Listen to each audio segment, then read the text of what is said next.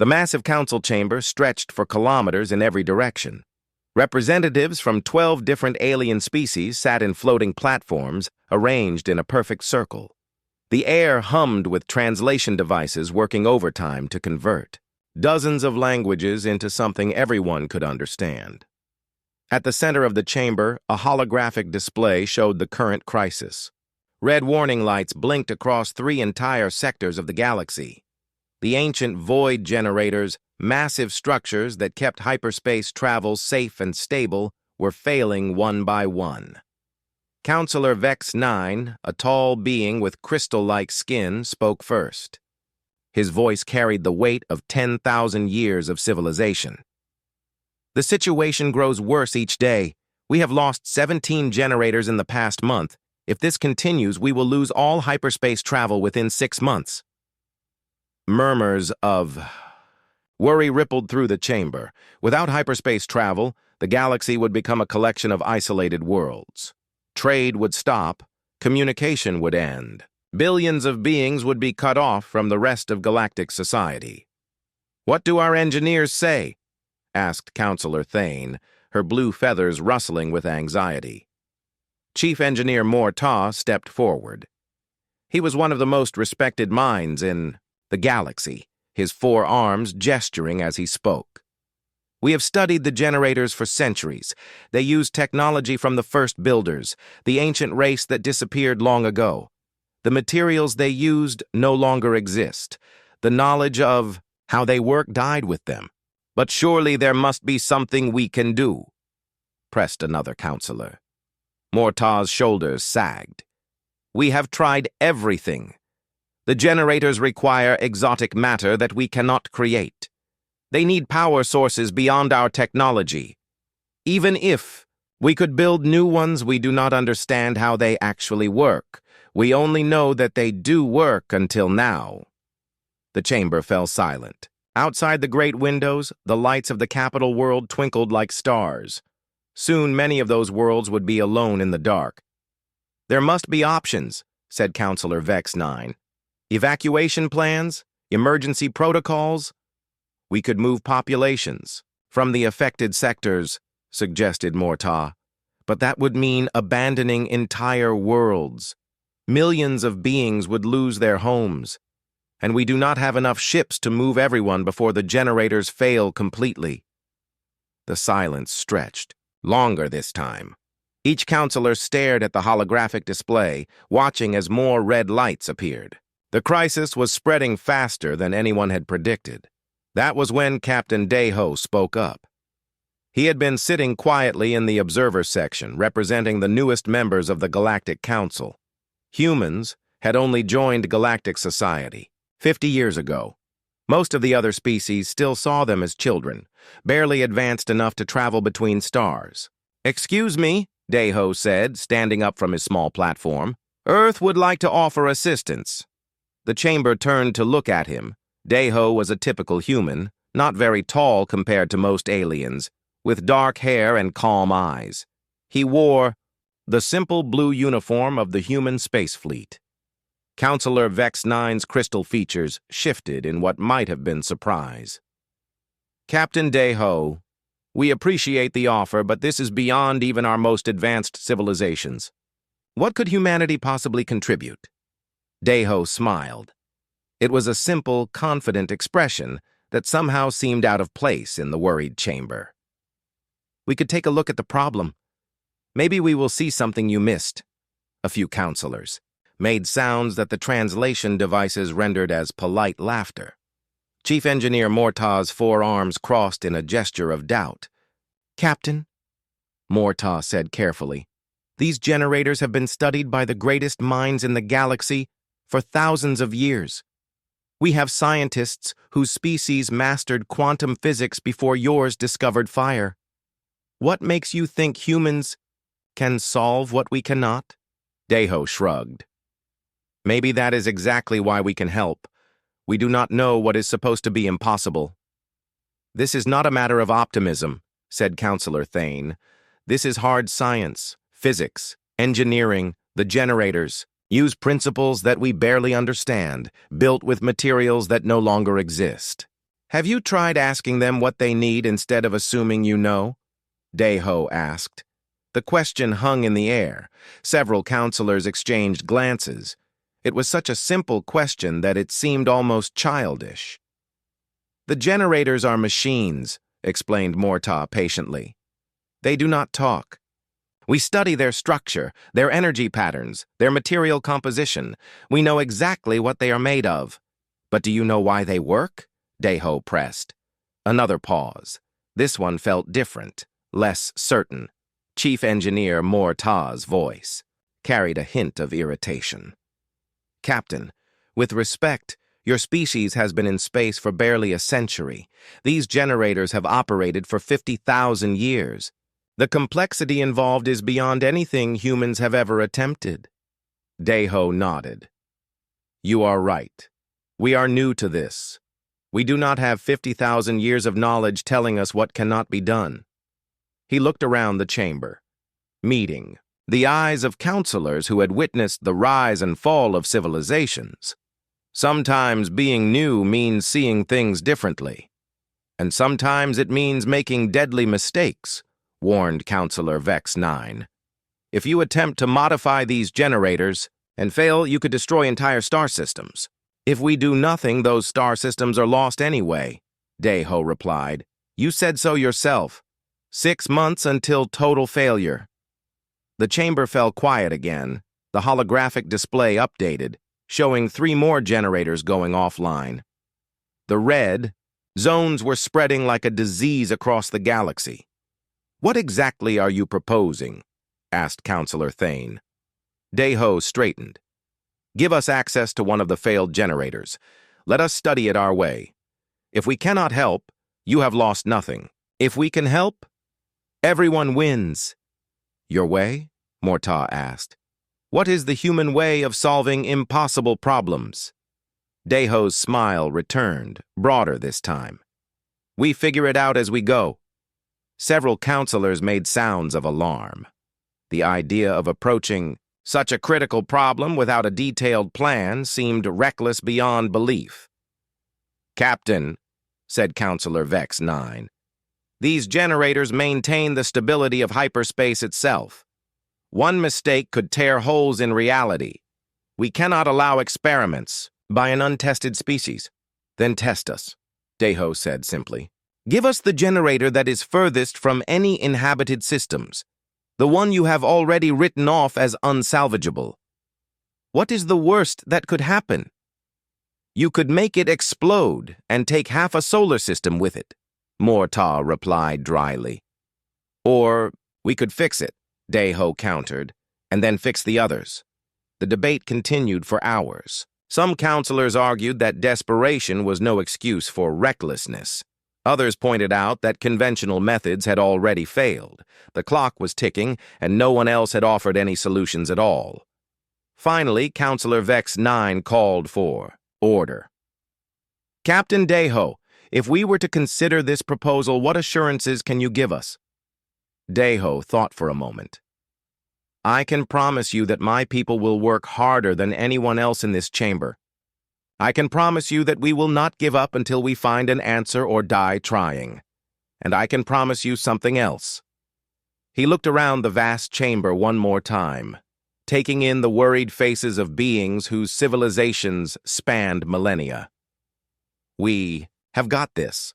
The translation devices struggled with the phrase. It did not convert well into most alien languages. But somehow, the meaning came through. It was not just confidence. It was not just determination. It was something uniquely human, a stubborn refusal to accept that any problem was truly unsolvable. The vote was closer than anyone expected.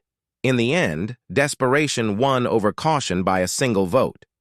Captain Deho had his chance to prove that humans really did have this. The message reached Earth 3 days later. Captain Deho's report spread through every human space facility, research station, and engineering department. The galaxy needed help, and somehow, impossibly, they were looking to humanity for answers.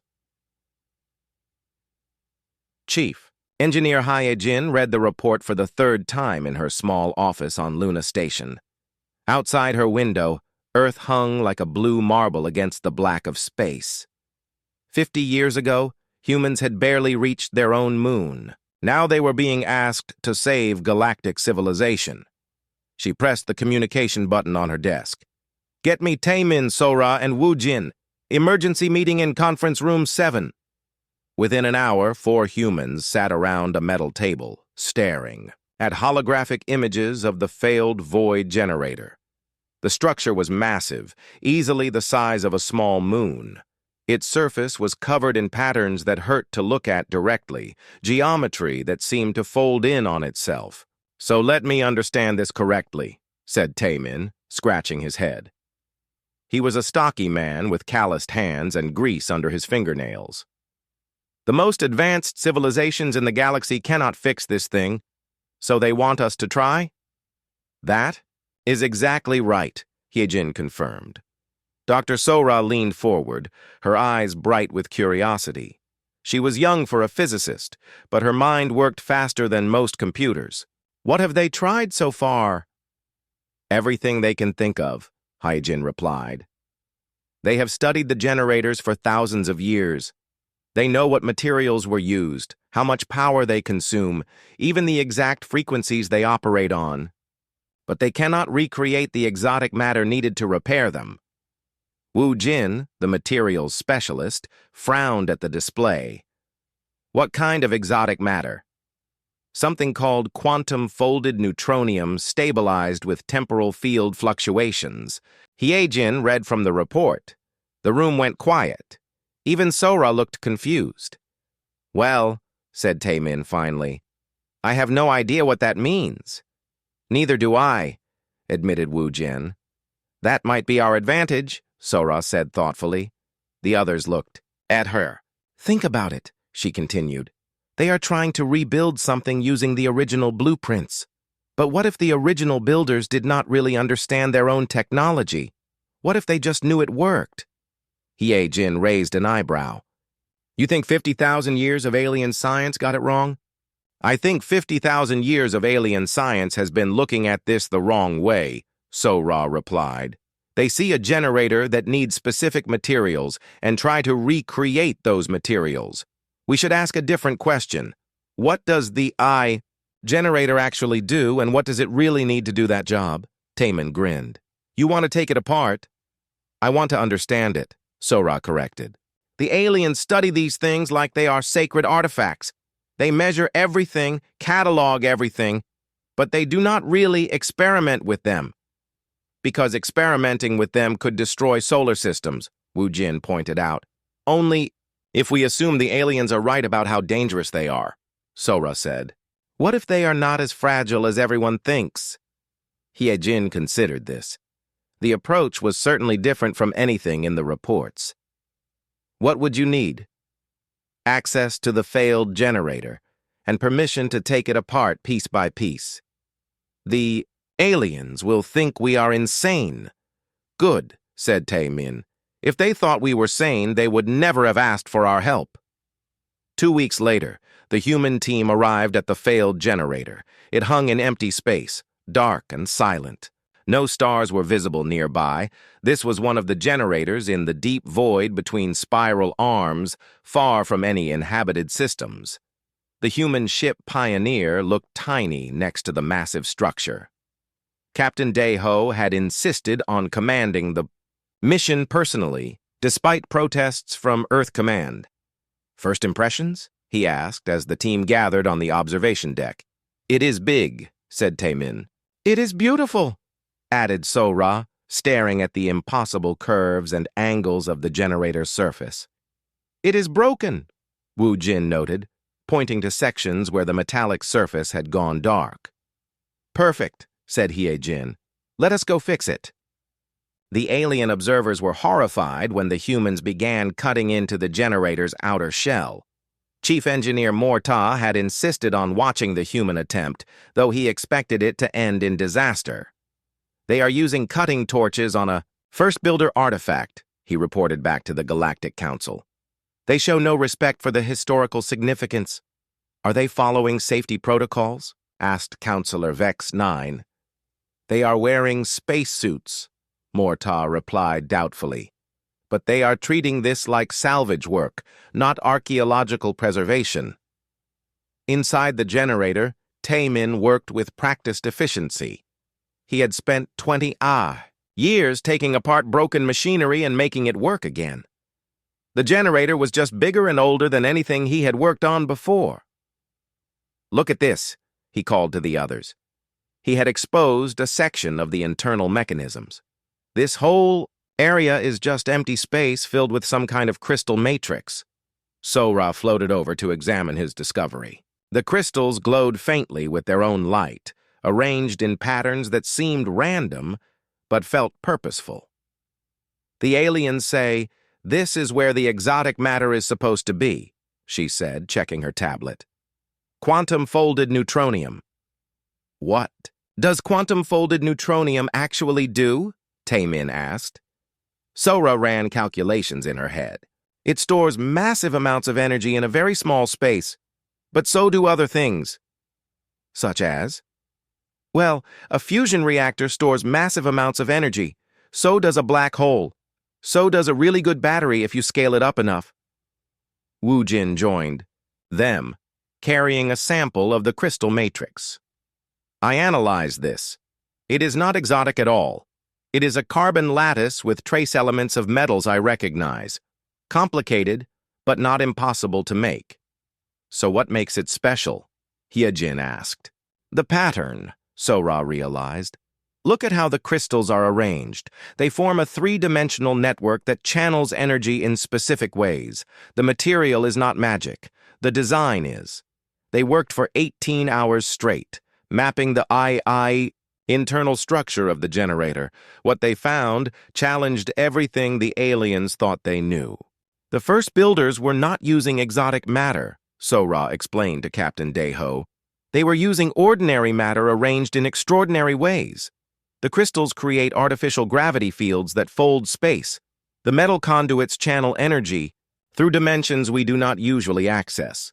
It is brilliant, but it is not beyond our understanding. Can we reproduce it? Deho asked. Better, said Wu Jin. We can improve it. The alien observers watched in growing alarm as the humans began installing their own components into the ancient generator. Instead of trying to recreate the original, crystals, they built new ones using modern manufacturing techniques. Instead of searching for exotic metals, they used alloys designed on Earth. They are contaminating a priceless artifact, Morta complained. But something strange was happening. As the humans worked, sections of the generator began to glow. Energy readings spiked. The massive structure was coming back to life. How is this possible? Morta whispered. On the generator's surface, Hyejin was explaining the process to her team. The original builders were limited by their manufacturing technology. They had to use exotic materials because they could not create the precise patterns. They needed with ordinary materials, but we can, so we are not fixing their design, Taemin said, understanding.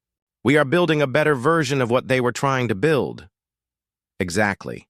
They created something amazing with the tools they had. We are creating something better with the tools we have. The generator hummed to life. Energy flowed through, conduits that had been dark for decades. The space around the massive structure began to shimmer as hyperspace fields stabilized. From his observation ship, Morta watched in stunned silence. The impossible was happening. The humans had not just repaired the generator. They had improved it. The energy output was 30% higher than original specifications. The hyperspace field was more stable than any generator in recorded history, and they had done it in 3 days using materials available at any human. Manufacturing facility. Captain Deho's voice came over the communication channel. Generator 77 Alpha is back online. All systems operating above normal parameters. Ready for the next one.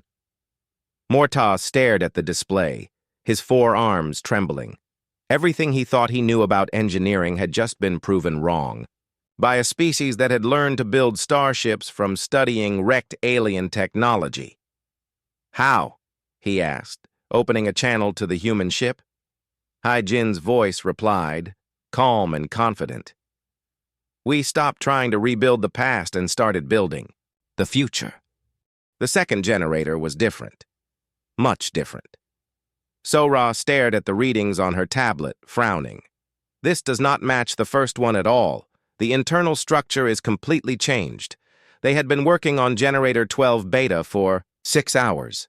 It was located in a busier part of space closer to inhabited systems. 3 cargo ships waited nearby, unable to continue their journeys until the hyperspace lane was restored. How different? Asked Hai-Jin, floating beside her in the zero gravity of the generator's core.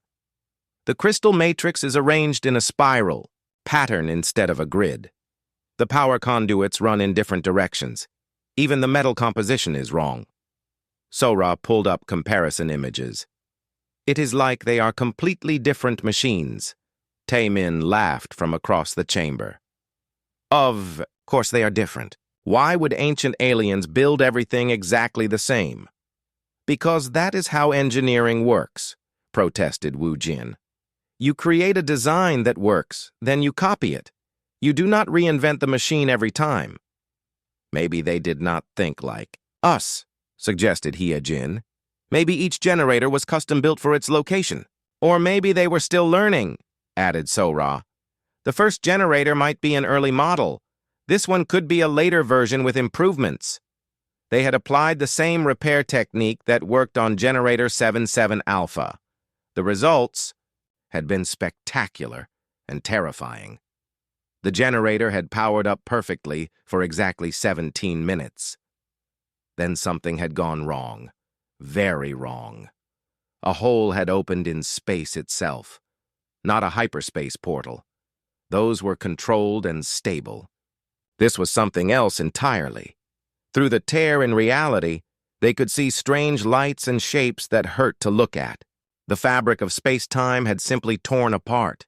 The hole had lasted only 3 seconds before sealing itself, but those 3 seconds had aged Captain Daeho 10 years. Emergency alerts had flooded every communication channel in the sector. Report, came Morta's voice over the communication system. The alien engineer sounded barely controlled panic. Minor technical difficulty, replied Hai-Jin calmly. We are adjusting our approach. Minor? Morta's voice cracked. You created a rift in space-time. We detected gravitational waves from here to the galactic core. And now we know not to do that again, said Taemin cheerfully. Learning is fun. The communication channel went silent for a long moment. The Galactic Council is meeting in emergency session, Morta finally said. They are discussing whether to ban further human experiments. How long do we have? Asked Captain Daeho. Maybe 12 hours before they vote. Hai-Jin looked around at her team. Then we better figure this out fast. The problem was clear enough. Each generator was unique, built by beings who had understood principles that modern science was only beginning to grasp. The repair technique that worked perfectly on one generator could destroy reality itself when applied to another. We need to understand the differences, said Sora, pulling up detailed scans of both generators.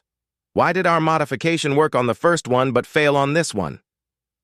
Maybe we are still thinking about this wrong, suggested Wu Jin. We assumed all generators do the same job the same way. What if they do not? Sora ran calculations on her tablet. The hyperspace fields are identical. Same frequency, same amplitude, same stability characteristics. But the method of creating those fields is different, Hai-Jin realized. The first generator used brute force, massive energy channeled through crystal matrices. This one uses something more elegant. She pulled up the internal scans. The second generator's design was more complex, with energy flowing in loops and spirals instead of straight lines. Where the first generator had used power to force space to bend, this one seemed to coax it into the right shape. It is like the difference between a hammer and a scalpel, explained Taemin. Both can get the job done, but you use them differently. So we need different repair techniques for different generators, concluded Wu Jin, which means we need to understand each one individually before we can fix it, added Sora. The implications were staggering. There were hundreds of generators throughout the galaxy. If each one required a custom solution, the repair process could take decades. No, said Hyjin firmly. There has to be a pattern. The first builders were brilliant, but they were not random. They must have had reasons for these different designs. She started pulling up data from across the galaxy. Generator locations, ages, specifications, failure rates. The information filled holographic displays around them. Look at this, she said, pointing to a galactic map. The simpler generators are all in the outer rim. The complex ones are closer to the galactic core. Different builders, suggested Taemin. Different time periods, Sora corrected. The outer rim was settled first. These generators have been operating longer. The core generators are newer, more advanced. Evolution, breathed Wu Jin. The first builders improved their designs over time. Each generation of generators was more sophisticated than the last. Which means we can reverse engineer their development process, Hyjin said excitedly. If we understand how their technology evolved, we can create repair techniques that evolve with it. They worked frantically as the clock ticked down. Captain Daeho provided updates on the political situation.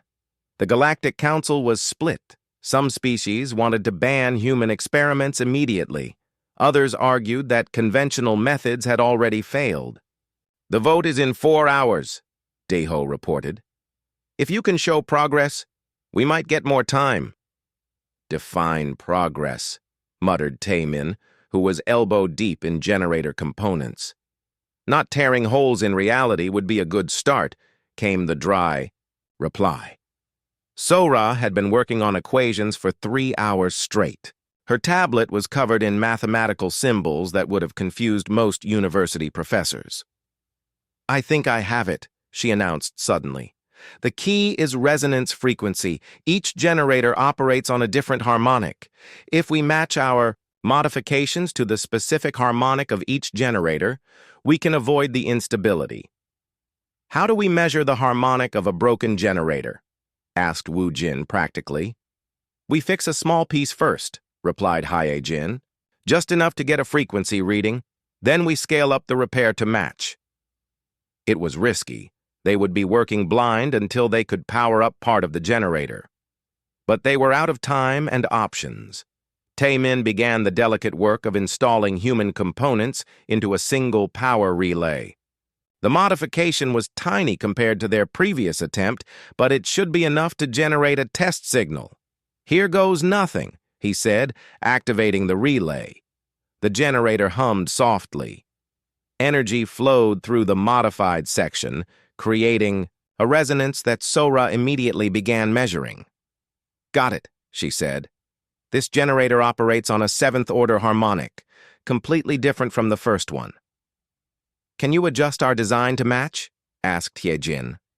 Already doing it. Sora's fingers flew over her tablet, recalculating power flows and crystal arrangements. Wu Jin began fabricating new components based on Sora's specifications. The manufacturing unit on their ship worked overtime, creating parts that had never existed before. 1 hour before the council vote, they were ready to try again. This time we go slow, instructed Hyejin. 1 section at a time. If anything looks wrong, we shut down immediately. The first section powered up perfectly. The second followed smoothly. By the 4th section, the generator was producing a stable hyperspace field. It is working, reported Captain Daeho. Hyperspace lane is open and stable. The cargo ships are requesting permission to proceed. Morta's voice came over the communication channel, sounding stunned. What did you change? We stopped assuming all generators are the same, replied Hyejin. Each one is unique. Each one needs a unique solution. But that would mean this is going to take a lot longer than anyone thought, finished Sora. But it also means it can be done. The Galactic Council vote was postponed. 3 more generators had failed while they worked, but 2 were now restored and operating better than ever. "So what is the plan?" asked Taemin, looking tired but satisfied. Hyjin pulled up the galactic map, showing the locations of all known generators. Red lights marked the failures. Yellow lights showed generators that were still working but showing signs of stress. "We learn," she said simply.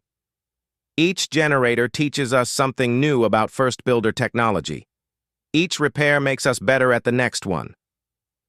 "And if we encounter something completely different?" asked Wu Jin. Hyejin smiled. "Then we figure it out as we go, just like we always do."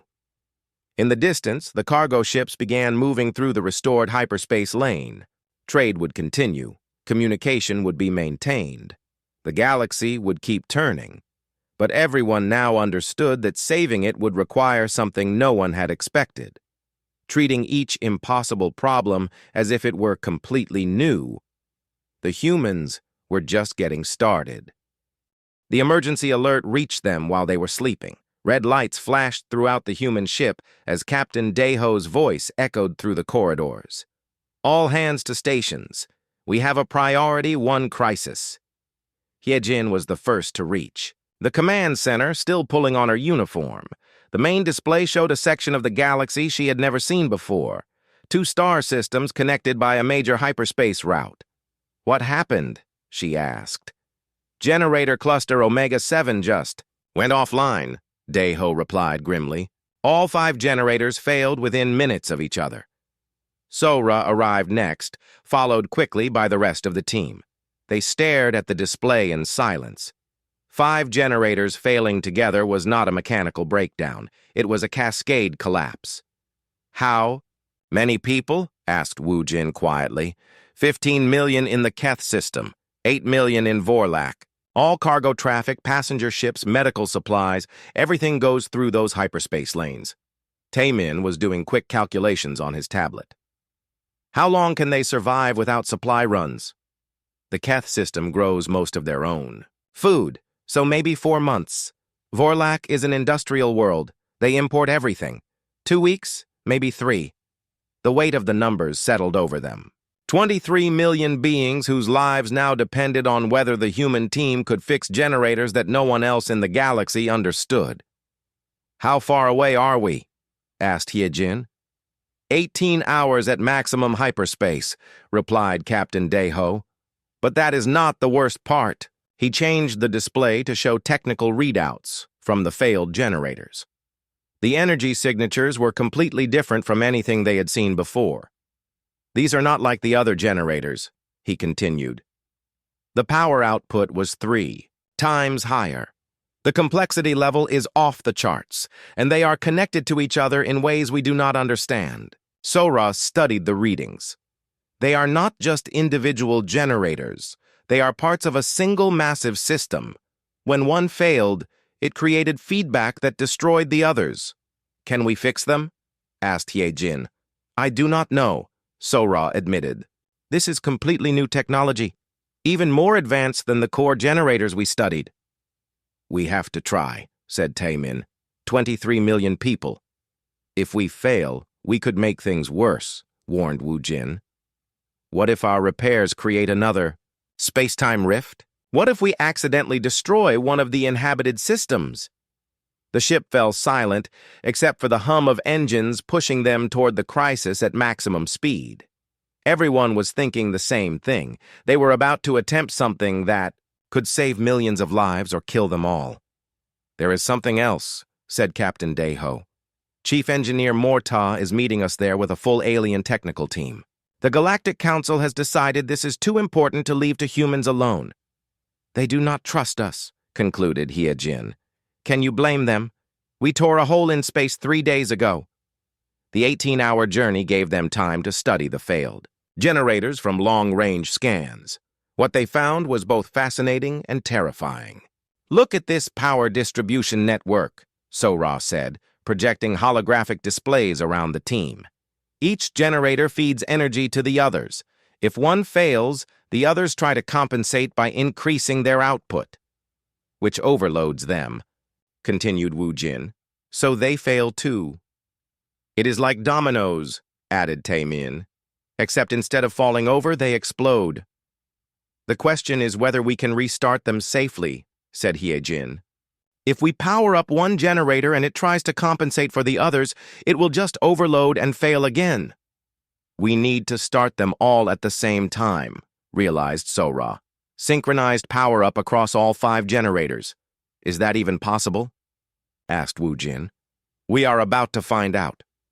They arrived to find the alien technical team already at work. Chief Engineer Morta had brought the best minds from 6 different species. They had set up a massive command ship filled with monitoring, equipment, and analysis computers. Captain Daeho, Morta greeted them formally. We have been studying the situation. Our conclusion is that repair is impossible. Why? Asked Hyejin. The generators are too interconnected. Any attempt to modify one will affect the others. We cannot control 5 generators simultaneously with the precision required. Have you tried? Asked Taemin. Morta's 4 arms gestured in frustration. We have run thousands of computer simulations. Every scenario ends in either total failure or catastrophic explosion. Simulations are not reality, Sora pointed out.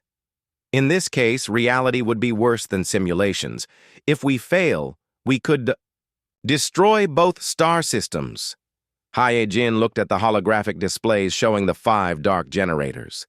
They hung in space like sleeping giants, beautiful and deadly. What do you recommend? She asked. Evacuation, Morta replied. We begin moving. Populations immediately. We can save most of the people if we start now. And abandon 2 entire star systems? Better than losing 23 million lives to a failed experiment. Captain Daeho stepped forward. How long do we have to decide? The supply situation on Vorlak is worse than we thought, Morta admitted. They have maybe 10 days of food left. After that, people start dying. 10 days. Hyejin looked at her team. They had repaired 2 generators in the past week, but this was different. This was 5 generators that had to work together perfectly or not at all. We need to examine them directly, she decided. Get inside and understand how they really work. Too dangerous, protested Morta. If you accidentally trigger a restart sequence, the feedback could kill you instantly. Then we will be careful, said Taemin. This is not a matter of being careful. These generators contain more energy than some stars. One mistake could vaporize this entire region of space. Hyejin was quiet for a long moment, studying the technical displays. 5 generators, 23 million lives, 10 days. There is another problem, she said finally. Even if we can restart all 5 generators simultaneously, someone needs to monitor the synchronization from inside the network. What do you mean? Asked Sora. The power-up sequence will take several minutes. During that time, the energy flows have to be balanced perfectly. If one generator gets ahead of the others, the whole system will collapse again. Can we do that remotely? Not with this level of precision. Someone needs to be inside the network, manually adjusting the power flows in real time. The implications hit everyone at once. The inside of an active generator was flooded with radiation that would kill any living being within minutes. It was a suicide mission. I will do it, said Captain Daeho immediately. No, replied Hyejin. You are needed to coordinate the overall operation. Then I will do it, said Sora. Your calculations are too important. We need you running the power-up sequence. I will do it, said Taemin quietly. Everyone turned to look at him. He was the oldest member of the team, with 20 years of experience fixing impossible machines. Taemin, no, protested Wu Jin. There has to be another way. Maybe there is, he replied. But we do not have time to find it. Those people need food in 10 days. This is the only way to get it to them. We can build remote systems, suggested Sora desperately. Automated controls that can handle the synchronization? In 10 days? With technology that no one understands? Taemin shook his head. I can do this. I have worked inside active power systems before. I know how to read energy flows by feel. Not like this, whispered He-Jin. The radiation levels will kill you in minutes. Then I better work fast. Morta had been listening to the conversation with growing alarm. You cannot seriously be considering this. It is suicide. It is necessary, replied Taemin. 23 million people, remember? There must be another solution. If you can think. Of one, I am listening. The alien engineer fell silent. His computers had run every possible scenario. There was no safe way to restart 5 interconnected generators simultaneously. Captain Daeho looked around at his team. Is everyone agreed this is the only option? Reluctant nods answered him. Then we better make sure it works, he said grimly. If Taemin is going to risk his life, we owe him a perfect plan. They had 10 days to figure out how to restart 5 of the most complex machines in the galaxy, and they had just accepted that success would cost them one of their own. But 23 million lives hung in the balance, and humans had a habit of doing impossible things when impossible things needed to be done. The argument had been going on for 6 hours. I am the team leader, Hyojin said for the 10th time. If anyone goes into that generator, it should be me. You are needed to coordinate the repairs, Captain Daeho replied. The mission fails without you. The mission fails without proper calculations, Sora added, and I am the only one who understands the power flow equations. Taemin sat quietly in the corner, checking his equipment one more time. While the others argued about who should die, he was preparing to do the job. His radiation suit was modified, with extra shielding, though everyone knew it would only buy him a few extra minutes. This is ridiculous, said Wu Jin. There has to be another way. We have been over this, Taemin said calmly.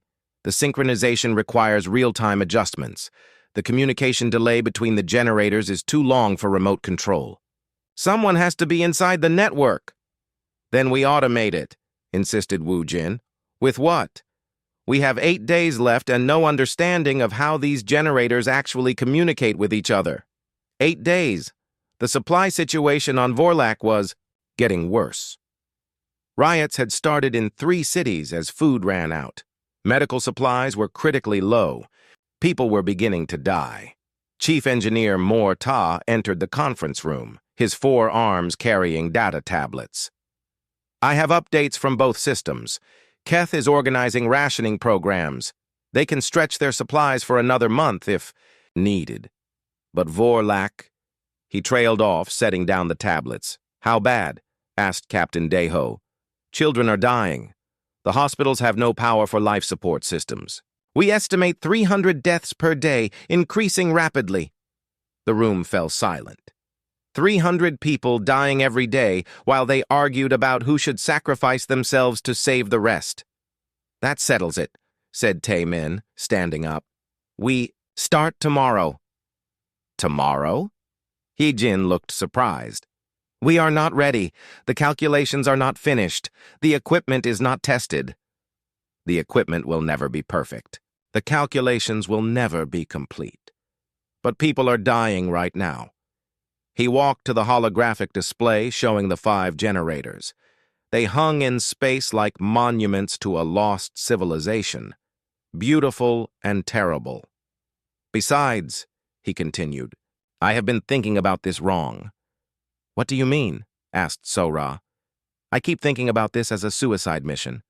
Someone goes in, does the job, and dies. But what if it does not have to be that way? The radiation levels will kill you in minutes, Morta stated. Maybe. Or maybe the radiation only becomes lethal when all 5 generators are running at full power. What if I can get out before that happens? Sora pulled up the technical specifications. The startup sequence takes 12 minutes. The lethal radiation begins after about 8 minutes. That gives you maybe 6 minutes to work. 6 minutes to balance the power flows across 5 generators, added Wu Jin. Is that even possible? I will not know until I try. Captain Deho looked at his engineer. Taemin was not the youngest member of the team, not the smartest, not the most educated. But he had something the others lacked, 20 years of experience making broken machines work against impossible odds. "What do you need?" Deho asked. "Fast transportation between generators, something that can get me from one to another in under 30 seconds. "The shuttles can do that," confirmed the captain. "And direct communication with Sora. No delays, no static. I need to hear her calculations in real time." "Done. And one more thing." Taemin looked around the room. "If this goes wrong, if I cannot get out in time, do not risk anyone else trying to rescue me. The mission is more important than my life." "Taemin," began Ye-Jin. "Promise me," he said firmly. 23 million people. Remember? Reluctant promises were given. Plans were finalized. Equipment was tested and retested. The next morning, 5 human shuttles took position near the generator network. Each shuttle carried teams of technicians and the new components they had built. Taemin's shuttle was different. It carried only him and the fastest engines they could install. "All teams report ready," came Captain Deho's voice over the communication system. "Calculations complete," added Sora. "Power flow sequences uploaded to all shuttles." "Generator analysis finished," reported Wu Jin. "We have identified the critical balance points." Chief Engineer Morta was monitoring from the alien command ship, along with representatives from 6 species. They had been ordered to document the human attempt for the Galactic Council. "This is insane," muttered one of the alien observers. "Insane or not," replied Morta, "it is the only plan anyone has proposed." Taemin checked his equipment one final time. Radiation suit, communication gear, portable power flow analyzer, emergency medical kit that probably would not help much, and a picture of his family back on Earth. "Beginning approach to Generator 1, he reported. The first generator was the largest of the 5 positioned at the center of the network. If Taemin could get its power flow stable, the others would be easier to balance. "Radiation levels are still safe," Sora reported. "You have full time to work on Generator 1. Taemin entered the massive structure through the maintenance hatch they had cut the day before. Inside, the generator was a maze of crystal matrices and power conduits, all dark and cold. He began installing human components with practiced efficiency. Each piece had to be placed precisely according to Sora's calculations. There was no room for error. "First power relay installed," he reported, "moving to the crystal matrix." "Good," replied Sora. "Your timing is perfect." As Taemin worked, the other teams began their installations on generators 2 through 5. They had the easier job. Their generators did not need manual adjustment during startup, but they had to finish their work before Taemin began the power sequence. "Generator 2 ready?" reported Team 2. "Generator 3 ready?" came another voice. "Generator 4 ready. Generator 5 ready." "All generators prepared for synchronized startup," announced Captain Deho. "Taemin, you are clear to begin the sequence." Taemin activated the first power relay. Energy began flowing through generator 1's modified systems. The massive structure hummed to life around him. "Power flow looking good," reported Sora. Moving to Phase 2. The second phase required Taemin to manually adjust 3 different crystal matrices while monitoring power levels on his analyzer. It was like conducting an orchestra where every instrument was the size of a building. Phase 2, complete. Beginning synchronized startup of all generators. This was the critical moment. All 5 generators had to begin producing power at exactly the same rate. Too fast, and they would overload each other. Too slow, and the hyperspace field would collapse. "Radiation levels increasing," warned Sora. "You have about 4 minutes before it becomes dangerous." Taemin was already moving to the next adjustment point. Generator 1 was trying to compensate for the others, just as they had feared. He had to convince it to be patient. "Generator 2 is running hot," he called out, adjusting power flows by feel as much as by instrument readings. Compensating, replied Sora, sending correction signals to the other teams. Generator 4 is lagging. Need more power to the tertiary matrix. Adjusting. 3 minutes passed, then 4. The radiation levels in Generator 1 were climbing rapidly. Taemin, you need to get out of there, urged Captain Daeho. Almost finished. Generator 3 is still not synchronized. The radiation will kill you. 2 more minutes. I can feel the generator starting to harmonize. 5 minutes. 6. Taemin's radiation detector was screaming warnings, but he ignored it. The generators were so close to perfect synchronization. Got it! He shouted suddenly. All generators are balanced. The network is stable. Get out of there now! Yelled Hyojin. Taemin ran toward the exit, but his legs were already weak from radiation exposure. He stumbled, caught himself, kept moving. Shuttle is waiting at the exit, reported his pilot. Taemin reached the maintenance hatch and threw himself into the waiting shuttle. The pilot gunned the engines, racing away from the now active generator. Medical team standing by, came another voice. But as they reached the medical ship, Taemin was grinning despite the radiation sickness that was already making him weak. Did we do it? He asked. Look for yourself, replied Captain Daeho. Through the shuttle window, Taemin could see all 5 generators glowing with steady light. The hyperspace field between the 2 star systems shimmered back to life. Within hours, the first supply ships were moving through the restored lanes. Food, medicine, and power cells flowed toward Vorlak. The crisis was over. Taemin spent 3 weeks in the medical bay recovering from radiation exposure. The doctors said he would live, though he would never be quite the same. Was it worth it? Asked Hyojin during one of her visits. 23 million people, he replied. What do you think? Outside his window, cargo ships moved in steady streams, through the hyperspace lanes, carrying life to worlds that had been dying. The answer was obvious. 3 months after the Vorlak rescue, the requests started flooding in. Hyojin stared at her communication terminal in disbelief. 247 repair requests from across the galaxy. Every species, every government, every trade. Alliance wanted human engineers to fix their failing generators. We cannot handle this many, she told Captain Daeho during their morning briefing. We have repaired 8 generators total. There are hundreds more failing every month. What does the Galactic Council say? Asked Daeho. They want us to establish training programs, teach other species to use our methods. Sora looked up from her calculations. She had been working on efficiency improvements since Taemin's recovery. That could work, but there is a problem. What problem? Our methods do not translate well. We improvise, we adapt, we change our approach based on what we find. Other species want step-by-step instructions that work every time. This was becoming obvious during their current mission. They were working on Generator Complex Tau 9 with a mixed team of alien engineers. The results were frustrating for everyone involved. Hand me that crystal resonator, Taemin called out.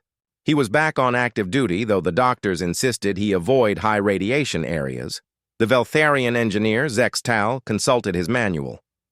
The procedure states that crystal resonators should only be handled with Class 7 manipulation tools.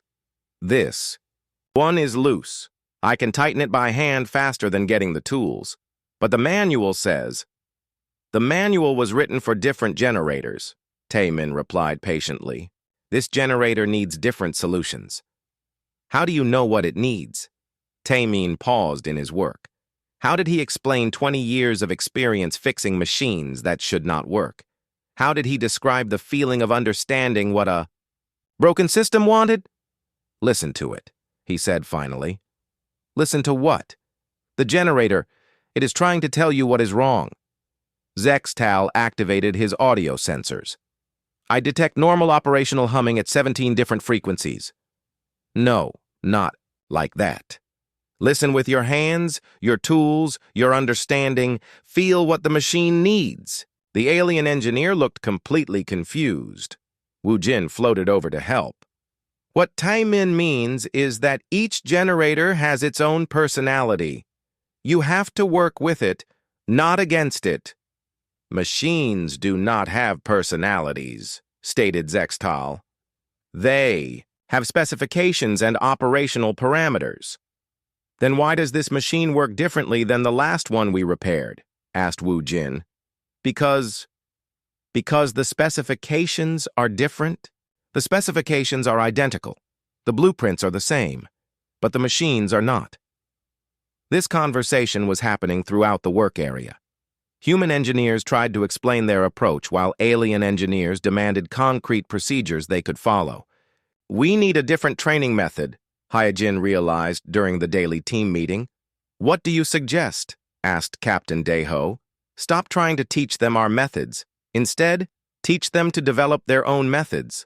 I do not understand the difference. Hyojin pulled up holographic displays showing successful repairs from the past 3 months. Look at these. Every repair is different. We use different materials, different approaches, different solutions, but they all work. Because we adapt, added Sora. We see what each generator needs and give it what it needs. Right. So instead of teaching aliens to think like humans, we teach them to think like engineers. Real engineers, not manual followers. The idea was radical. Most galactic civilizations had moved beyond improvisation centuries ago. Their technology was perfected, standardized, optimized. The concept of changing methods based on circumstances was almost alien to them. How do we teach that? Asked Wu Jin. Same way we learned it, replied Taimin, by breaking things and fixing them until we understand how they really work. Chief. Engineer Morta was horrified when they presented the proposal. You want to teach our engineers to experiment with first builder artifacts? His 4 arms gestured wildly. These are priceless relics of the greatest civilization in galactic history. These are machines, Hyojin corrected. Machines that need to be fixed. You cannot fix a machine by treating it like a museum piece. But the risk of not fixing them is greater than the risk of trying. We proved that at Vorlak. The debate raged through the Galactic Council for weeks. Conservative factions argued that human methods were too dangerous, too unpredictable. Progressive factions pointed out that conventional methods had failed completely, while the politicians argued more generators failed. The hyperspace network was becoming unreliable. Trade routes closed, communication delays increased. The galaxy was slowly falling apart. Finally, desperation won again. We will authorize limited training programs, announced Counselor Vex 9, but with strict safeguards. Human teams will supervise all work. Any dangerous experiments must be approved in advance. That defeats the purpose, protested Hyojin. Real engineering cannot be done by committee. Those are the terms. Accept them or the program is canceled. They accepted. It was better than nothing. The first training class met on a decommissioned space station in neutral territory. 12 engineers from 6 different species gathered to learn the human approach to impossible problems. Forget everything you know about proper procedures, Taimin told them on the first day. For the next month, we are going to break things and fix them incorrectly until we understand them correctly. The students looked terrified. They started with simple human machines, fusion reactors, gravity generators, hyperspace communicators. The alien engineers approached each task by looking for instruction manuals. There are no manuals, announced Sora. Figure out how it works by taking it apart. But we might damage it, protested a Catharian student. Good. Damage teaches you what not to do. Then fix the damage and try something else. It took weeks for the alien engineers to overcome their conditioning. They had been trained to follow established procedures, to avoid risks, to preserve existing technology. The human approach of deliberate experimentation was completely foreign to them. But gradually they began to understand. I see it now, said Vel 9, a crystalline being from the outer rim. This gravity generator is not working because it is following the wrong frequency pattern for this location. How did you figure that out? Asked Hyejin. I stopped trying to make it work according to the specifications and started asking what it needed to work here, in this environment, with these materials. Exactly. By the end of the first month, the alien engineers were modifying human technology with confidence. By the end of the second month, they were improvising solutions to problems they had never seen before. The real test came when they took the class to a failed generator. Generator Sigma 12 has been offline for 6 months, explained Captain Daeho. Our teams have studied it but not attempted repairs. We want you to fix it using everything you have learned. The mixed team of human and alien engineers approached the generator with careful enthusiasm. They had learned to be bold, but not reckless, creative, but not careless. Vel 9 took the lead, directing teams to different sections of the massive structure. We start by listening to what the generator is telling us, she announced. The human instructors watched with pride as their students applied improvised solutions to unexpected problems. When the original repair plan failed, they adapted. When their first modification created instability, they compensated. When conventional materials proved inadequate, they invented new ones. 18 hours later, Generator Sigma 12 hummed back to life. How does it feel? Hyejin asked Vel 9. Terrifying and wonderful, the alien engineer replied. We fixed something that was supposed to be impossible to fix. Welcome to human engineering, laughed Taemin. The success of the training program spread quickly. More species requested classes. More engineers learned to improvise. More generators came back online. But the real breakthrough came when Wu Jin made an unexpected discovery. I have been analyzing all our successful repairs, he announced during a team meeting. I found something interesting. He projected holographic displays, showing power output from restored generators. Look at these efficiency ratings. The numbers were impressive. Every generator repaired using human methods was operating above original specifications.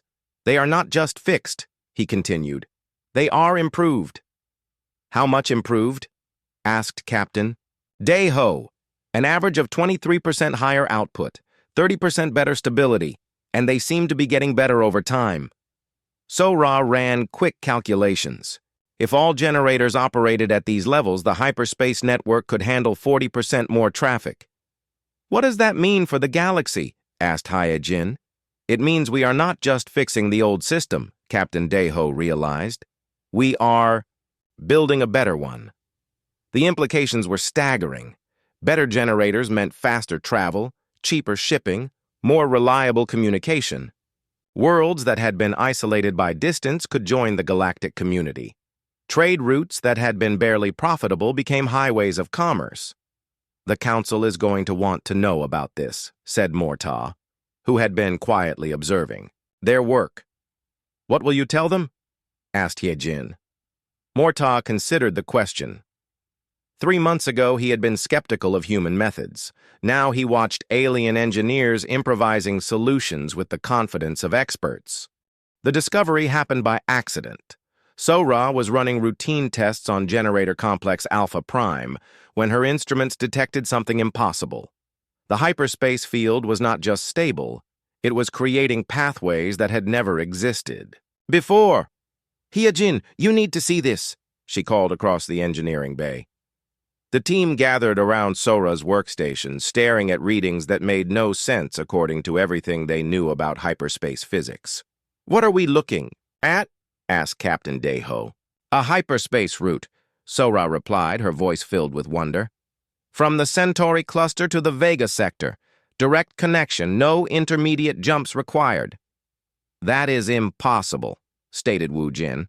Those sectors are on opposite sides of the galactic core. The gravitational interference would prevent any stable hyperspace corridor. It should be impossible, Sora agreed. But look at these energy readings.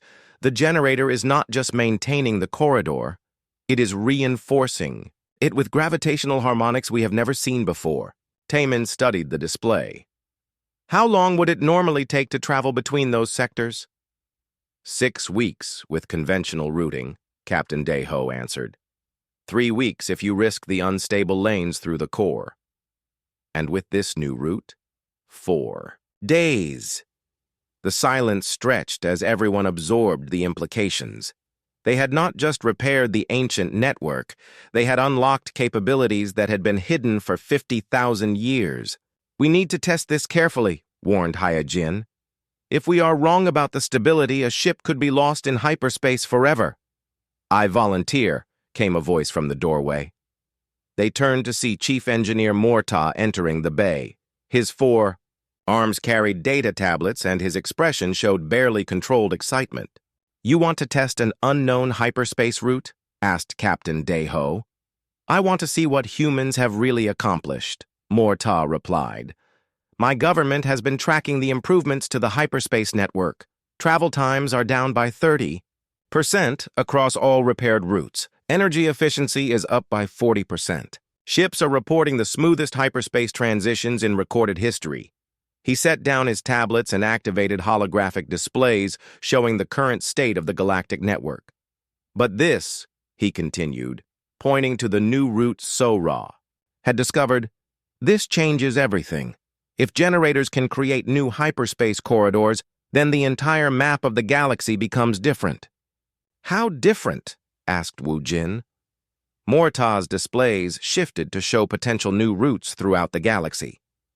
Worlds that were weeks apart become days apart. Trade routes that were barely profitable become major shipping lanes.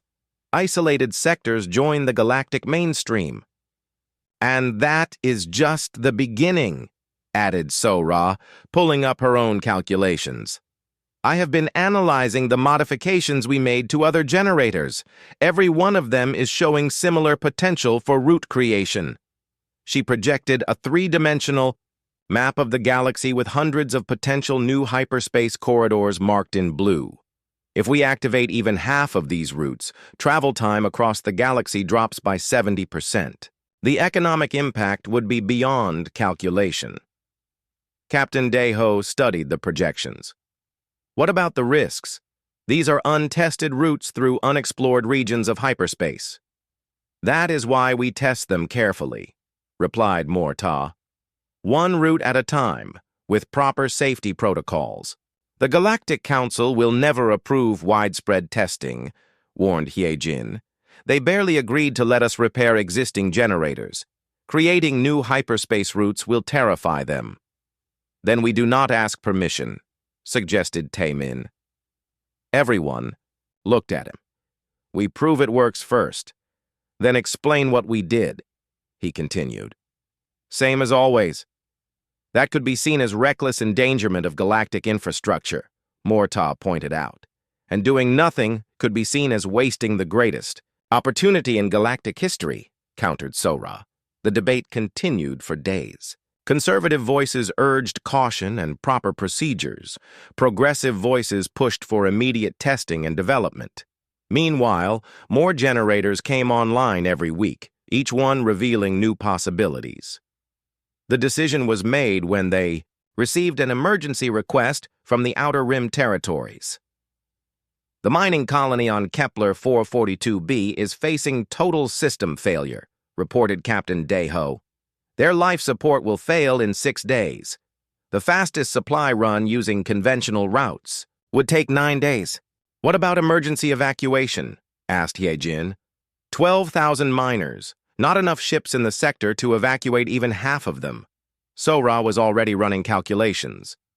The new hyperspace route I discovered passes within 2 light years of Kepler 442b. If we can create a short connector corridor, supply ships could reach them in 18 hours. Can we do that? Asked Wu Jin. I think so. But it would require modifying Generator Complex Beta 7 to create an entirely new type of hyperspace field. How new? Asked Captain Daeho. New as in never attempted before in galactic history. And if it fails, 12,000 people die anyway. The choice was clear. They had 6 days to attempt something impossible or watch 12,000 miners suffocate on a distant world. "Do it," ordered Captain Deho. The work began immediately. Sora designed theoretical field equations while Wu Jin created new materials to handle energy levels beyond anything they had worked with before. Tai Min and Hyojin modified Generator Complex Beta 7 with components that had never been tested. "This is completely insane," muttered Vel 9, the alien engineer who had become their most skilled student. "We are rewriting the laws of hyperspace physics based on guesswork and desperation." "Welcome to human engineering," replied Tai Min, cheerfully. The modifications took 3 days. On the 4th day, they were ready to test the new corridor. "All ships cleared from the test area," reported Captain Deho.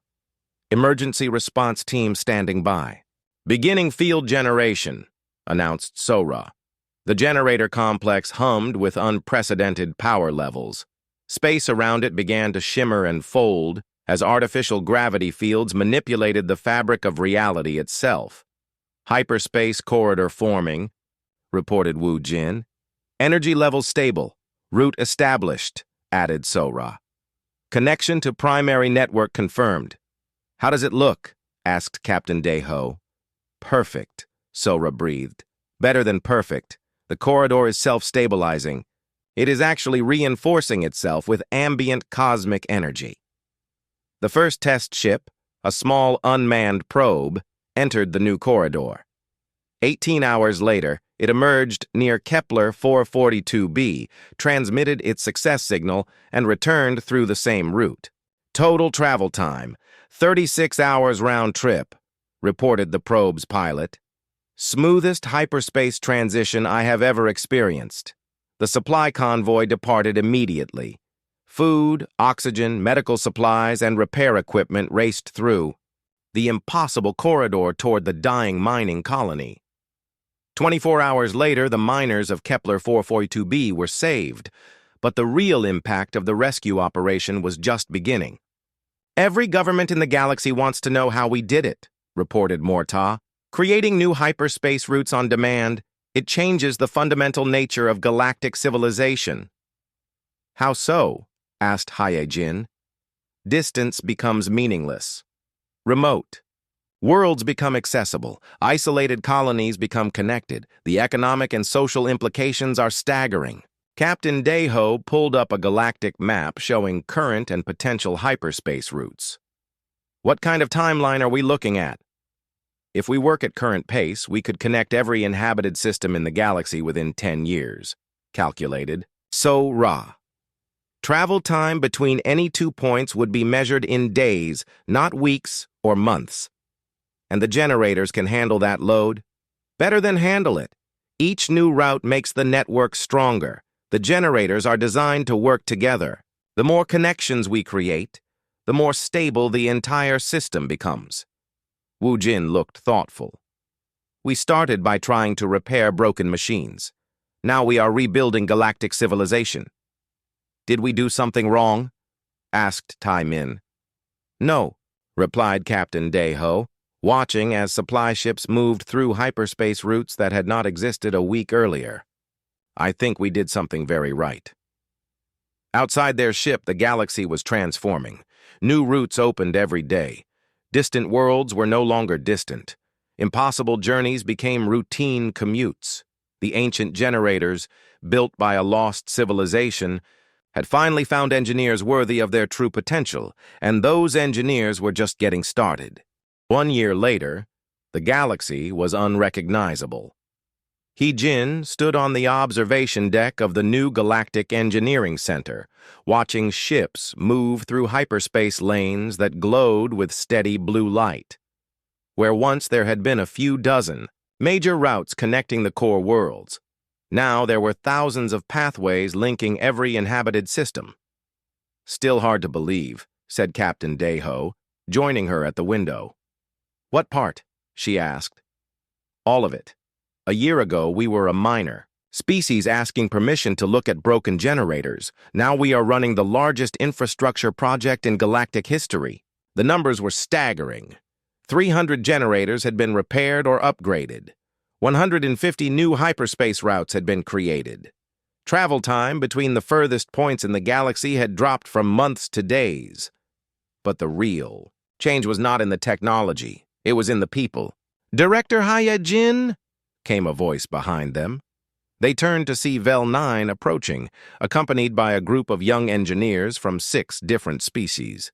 The alien who had once been terrified of breaking ancient artifacts now supervised training, programs that taught adaptive engineering to hundreds of students. "The morning briefing is ready," Vel 9 continued. "We have requests from 47 systems for new route connections." 47. Hyejin raised an eyebrow. "Last week, it was 32. Word spreads fast when isolated worlds suddenly become connected to galactic commerce," explained one of the young engineers, a Kitherian named Zekta. "My homeworld went from subsistence farming to major food exporter in 6 months. All because of a 3-day hyperspace route to the core markets," added another student. Hyejin nodded. This was happening throughout the galaxy. Worlds that had been cut off by distance or dangerous routes were now full participants in galactic civilization. The economic boom was unprecedented. "What is the status of the memorial project?" asked Captain Deho.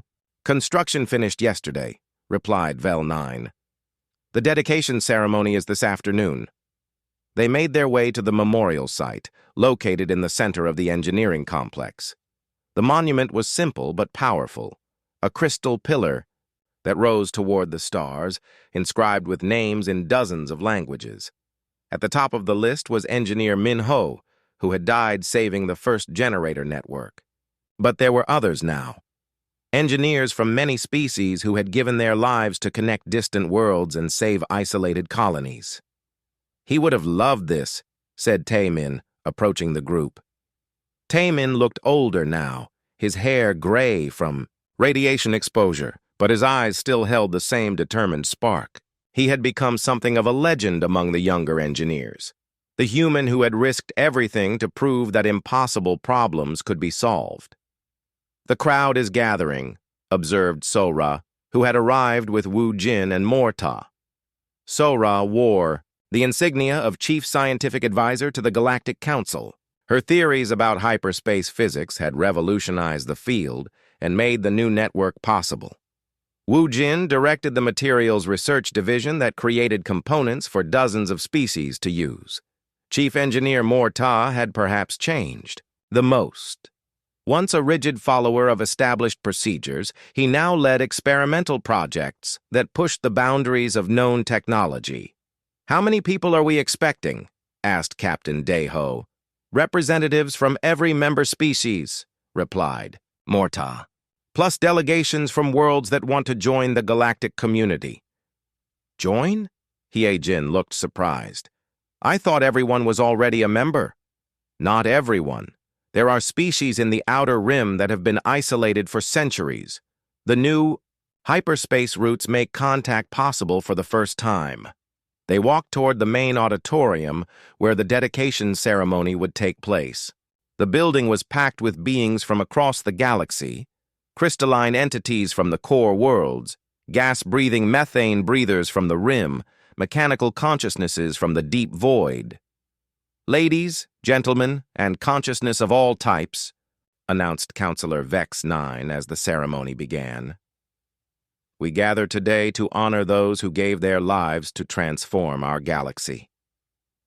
The crowd fell silent as names were read. Engineers who had died in generator explosions, pilots who had been lost testing dangerous routes, technicians who had sacrificed themselves to save failing systems. "Their sacrifice reminds us that progress comes with a price," continued the counselor. "But it also reminds us that some prices are worth paying." When the formal speeches ended, Captain Deho was asked to address the crowd. "A year ago," he began, "my species offered to help with what everyone said was an impossible problem. We were told that ancient technology could not be improved, that established methods were the only safe approach, that newcomers should not attempt what advanced civilizations had failed to solve." Murmurs of acknowledgement rippled through the audience. We responded with 3 words that have since become our philosophy. We have got this. The phrase had indeed spread throughout the galaxy. It appeared on engineering manuals, technical reports, and project proposals in dozens of languages. More than words, it had become a way of thinking. But today I want to add something to that phrase, Deho continued. We have got this. Together. He gestured to the mixed crowd of humans and aliens working side by side. The human approach is not about humans being better than other species. It is about refusing to accept that any problem is unsolvable. It is about adapting, improvising, and learning from failure. These are not human traits. They are engineer traits. And now, added Hyejin, stepping forward, we face our next impossible challenge. The crowd leaned forward, curious. The Andromeda Contact Project, she announced. Gasps echoed through the auditorium. Everyone had heard rumors about signals detected from the neighboring galaxy, but this was the first official confirmation. 3 months ago, our improved sensor networks detected artificial hyperspace fields originating from Andromeda, explained Sora. Someone there is using technology similar to the first builders. We have been asked to design a hyperspace route that can bridge the gap between galaxies, added Woojin. 2.5 million light-years of empty space. Is that even possible? Called out someone from the audience. 6 months ago, creating new hyperspace routes was impossible, replied Tae Min. A year ago, repairing first builder generators was impossible. 2 years ago, humans joining galactic civilization was considered barely possible. So you are saying, prompted the questioner. We are saying that we have got this, concluded Captain Deho. The crowd erupted in cheers and applause that echoed through the auditorium. Later, as the ceremony ended and the crowds dispersed, the original human team gathered privately around the memorial crystal. Do you really think we can build a route to Andromeda? Asked Woojin. I have no idea, admitted Hyejin, but that has never stopped us before. The power requirements alone would be staggering, calculated Sora. We would need to connect every generator in the galaxy and still build dozens more. So we build them, said Tae Min simply. And if we fail, then we learn from the failure and try again, replied Captain Deho. Same as always. They stood in comfortable silence, looking up at the stars through the transparent dome above them. Somewhere out there, in the spiral arms of a distant galaxy, other beings were reaching across the void of space. You know what I realized today? Said Morta, who had been quietly observing the human team. What? Asked Hyejin. A year ago, I thought humans were reckless because you attempted impossible things. Now I understand that you are not reckless. You are hopeful. What is the difference? Asked Tae Min. Reckless beings ignore consequences. Hopeful beings accept consequences but believe in better outcomes. Captain Deho smiled. So what does that make the rest of you? You are all attempting impossible things now. I guess, said Vel9, who had joined the group. It makes us human. The phrase hung in the air, carrying layers of meaning that translated imperfectly but conveyed perfectly. Being human was not about species or biology. It was about approaching problems with determination, creativity, and an absolute refusal to accept defeat. Well then, said Hyejin, looking up at the stars where Andromeda waited invisible in the distance. Let us go be human to another galaxy. Outside, the memorial, ships continued moving through hyperspace routes that connected worlds that had never been connected before. Trade flowed freely. Communication spanned the galaxy in hours instead of months. Isolated peoples joined the galactic community daily. The ancient generators hummed with power levels their builders had never imagined, creating pathways through space-time that opened possibilities beyond counting. And somewhere in the engineering, Centers of dozens of worlds, mixed teams of humans and aliens worked together on the next impossible project, guided by a philosophy that had transformed the galaxy.